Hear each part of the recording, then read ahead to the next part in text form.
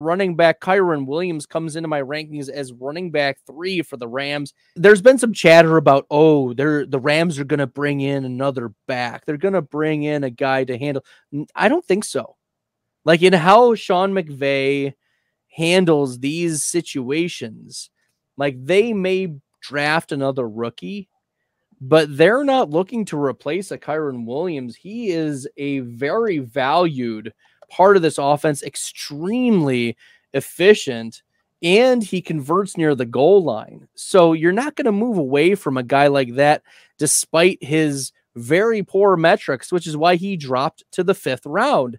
I was thinking Kyren Williams before pre-combine, that he was going to be a 2nd or 3rd round pick in the NFL draft.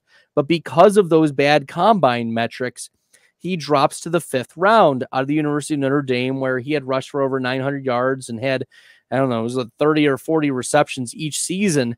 But he was number 1 in running back snap share, 3 in rushing yards this year, 8th in true yards per carry, 13th in true yards per touch, 8th in the weighted tackles. Like, this guy, give me some Kyren Williams in that LA Rams offense for next year. He's a borderline 1st round pick for me.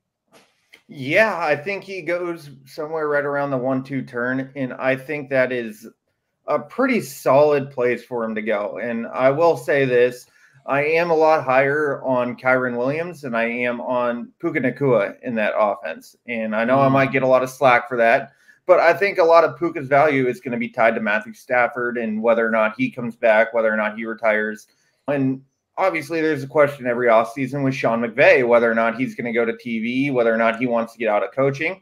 I think if that happens, then I think we might see Matt Stafford go a different way, which in turn would lead to who knows who's going to be the quarterback. But I think Kyren Williams has a lot of standalone value that's not tied to Matt Stafford. And I think he was one of the most efficient running backs this year, as you just discussed. And I don't see him bringing in someone to take over that bell cow role.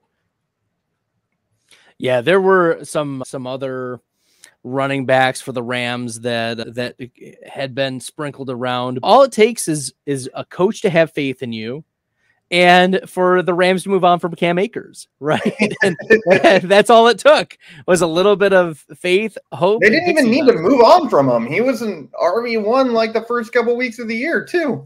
It was great. Yeah, Kyren, ask now, ask Kyren Williams.